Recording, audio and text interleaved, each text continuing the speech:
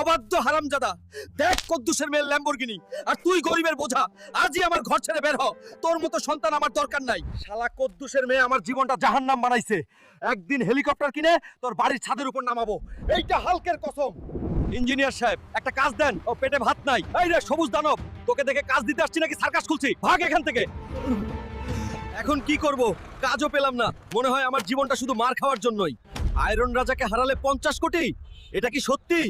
শোন গ্রামবাসী, কেউ আছে নাকি যে আয়রন রাজাকে হারিয়ে 50 কোটি জিততে পারবে? না থাকলে পরিষ্কার বল, তোরা সবাই নামর্দ। আমি লড়বো আয়রন রাজাকে, কিন্তু কেউ স্কিপ করিস না। লাইক দে, তারপর দেখ কিভাবে এই হাতেই রিং কাঁপিয়ে বদলানি। শেষ পর্যন্ত না দেখলে বুঝবি না। ওই গরিব হাল্ক, আমার সামনে দাঁড়াতে আসছিস, তোর যোগ্যতা কি রে? গরিব হাল্ক বলেছিলি না? এই নে, গরিবের খুশিতে আজই তোকে রিং এর বাইরে পাঠালাম।